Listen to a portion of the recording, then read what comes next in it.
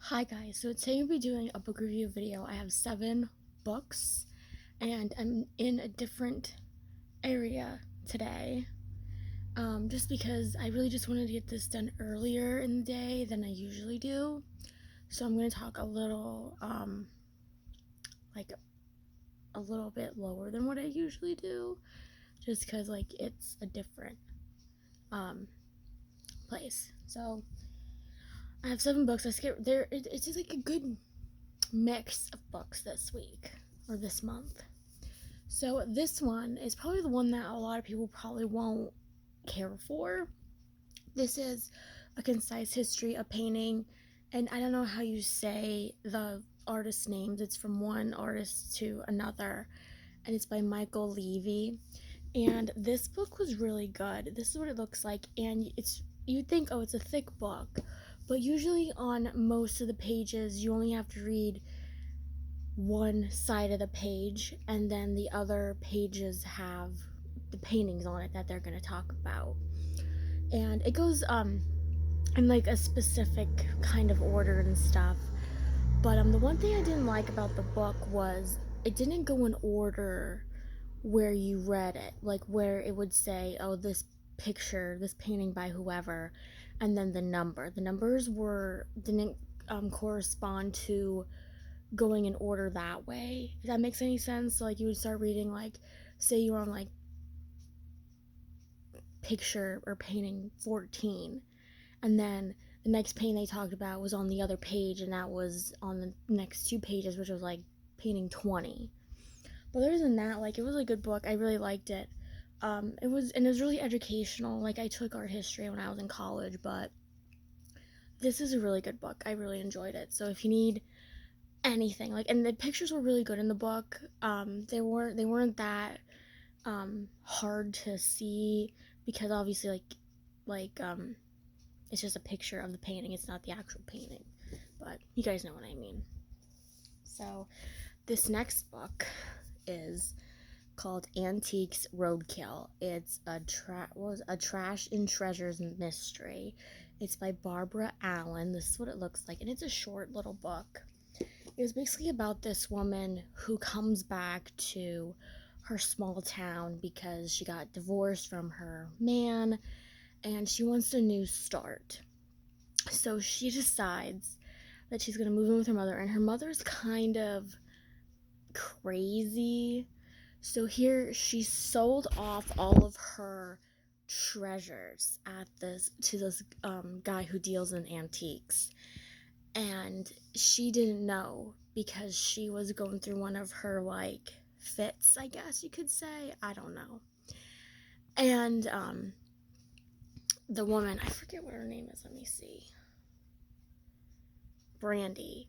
She meets this man at a Red Hat Society that her mother brought her to, meeting, and that's when I think like a little bit after that he dies, and so her mom says that she did it when she really didn't.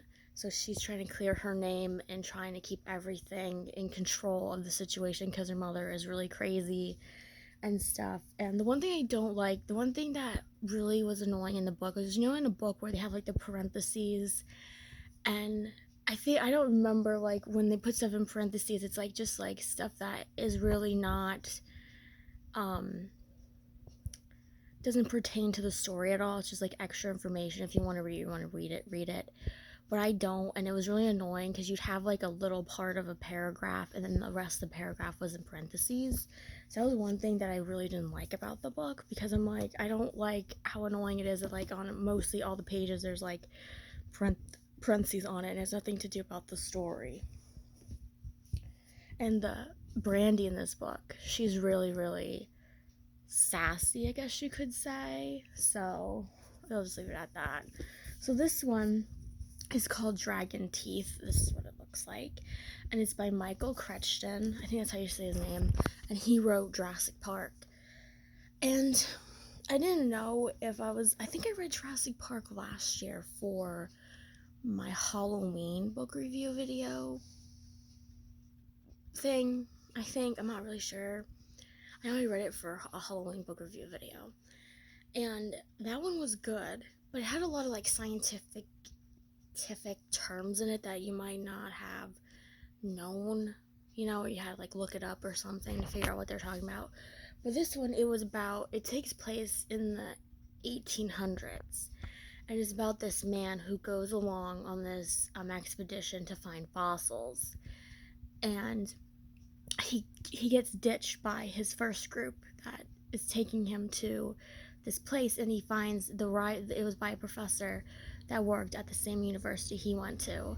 And what happened was they ditched him, and then he caught up with the professor's arch rival who was doing the same thing. They were going to a different place though, and it was kind of like a Western meets,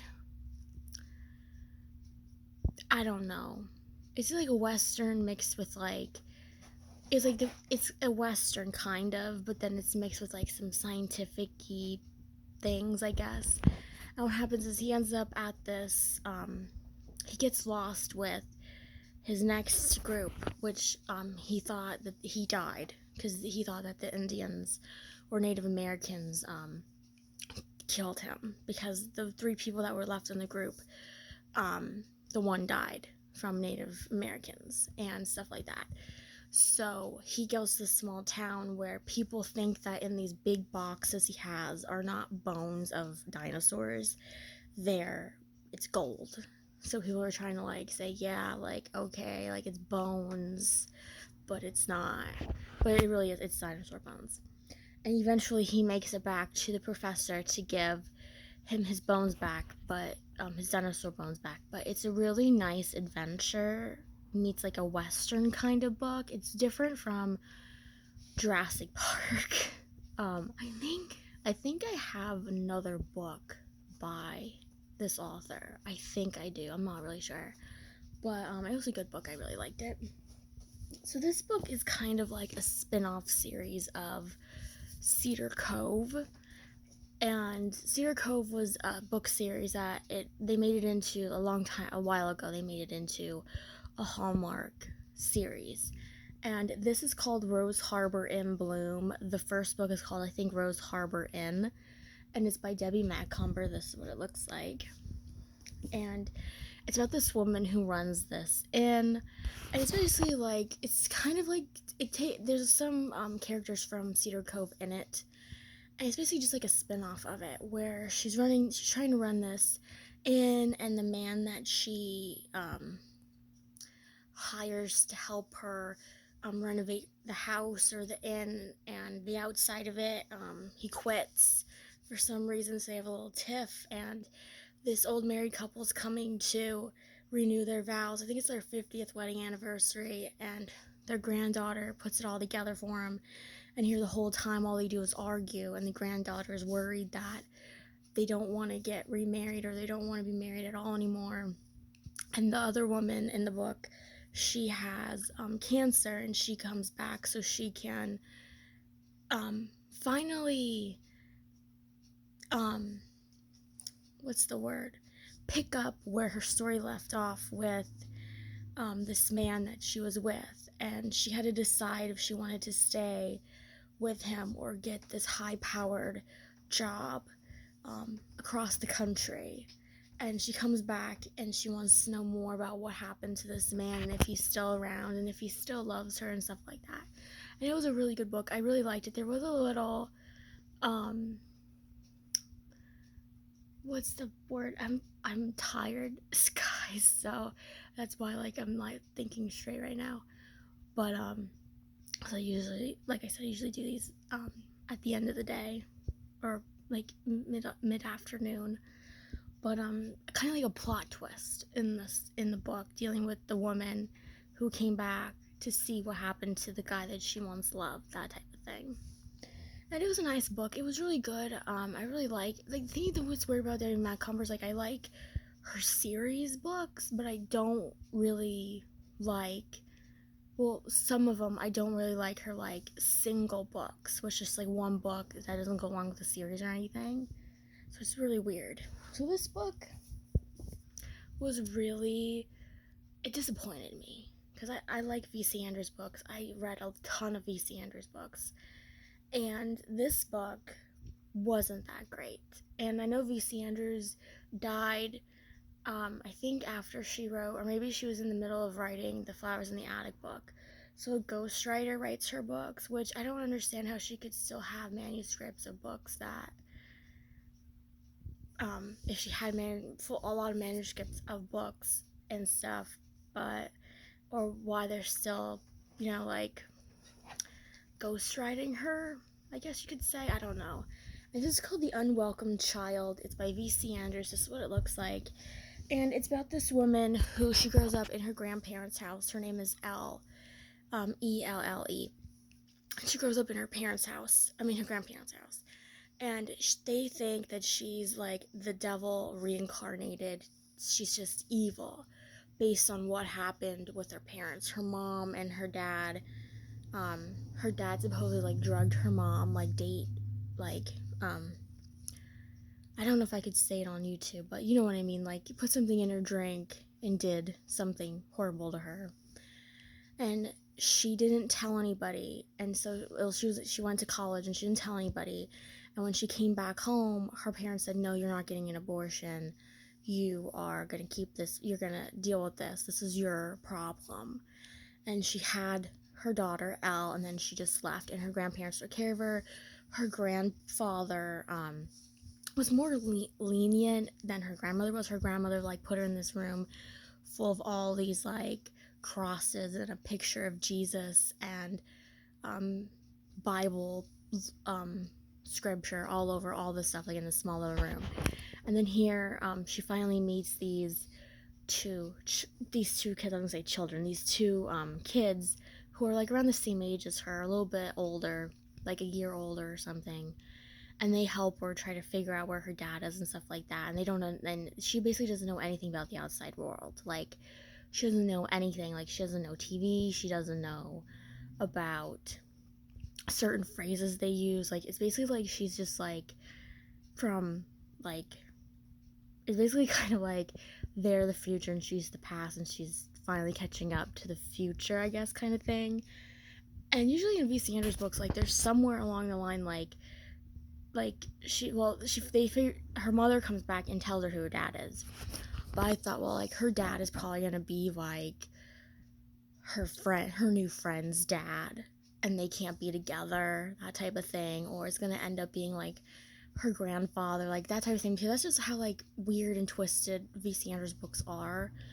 But it just, I don't know, the ending of it just wasn't good for me. Like, I'm just so used to how weird her books are that when the ending came, I'm just like, or like the last third of the book, I'm just like, that happened? Like, that type of thing. It could have ended better, or it could have like been a little bit more crazier, in my opinion, I guess. I don't know. So this is like a series of books, and this is Murder at the Palace. It's by Elliott Roosevelt, and Elliott Roosevelt is supposed to be, in the book, is Franklin and Eleanor Roosevelt's son. So I don't know if he actually wrote this book or not, because, or it's like their grandkid, because it was written in the 80s. So I'm like, I don't know if he would still have been alive if he was in the 80s. I don't know. But it's about Eleanor Roosevelt. It's during the World War II. Oh, this is what it looks like. Wait, I'll show you guys.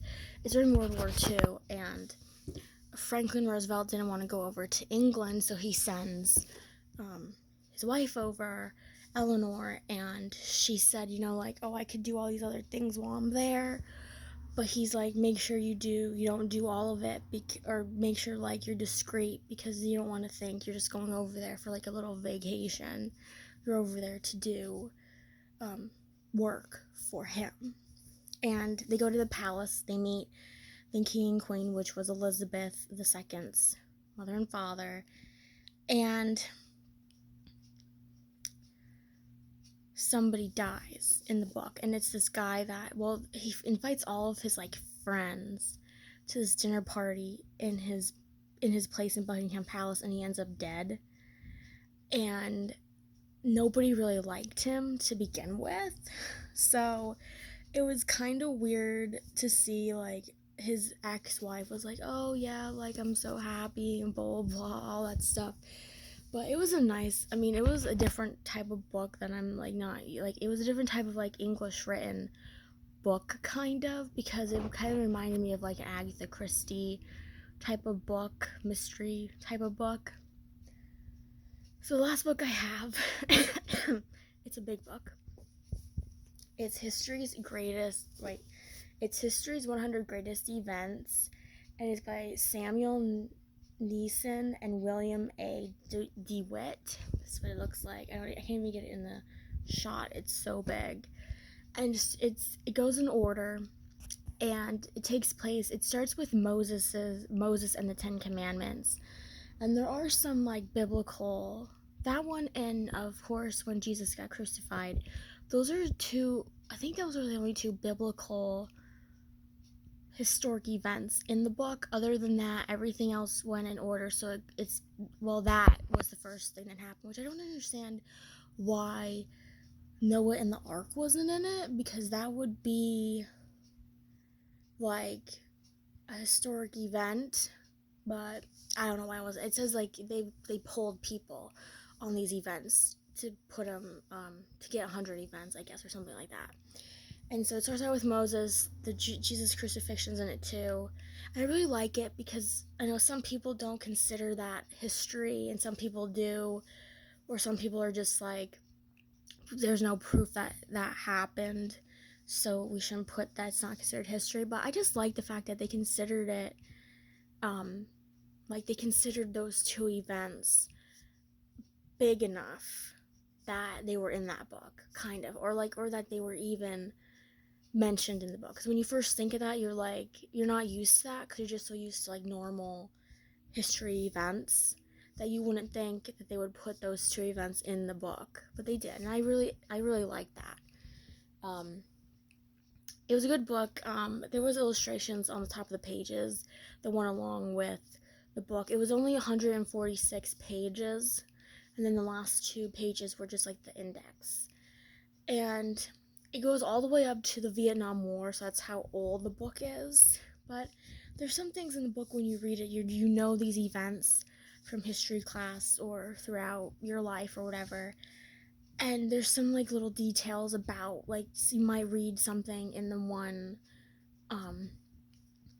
event and think, oh yeah, I remember that in history, or I remember that reading that in history class. But then there's like a couple little factoids you might not have known, that might not have been in history books in school, that type of thing. But yeah, it was a good book. It was really educational. My next book review video, I hope, will be a Halloween book review video, which it probably won't be that Halloweenish, maybe, I don't know. But so yes, I'm going to try and get that done by Halloween, so we'll see. And I'll see you guys next time with another video, and hope you guys have a wonderful day.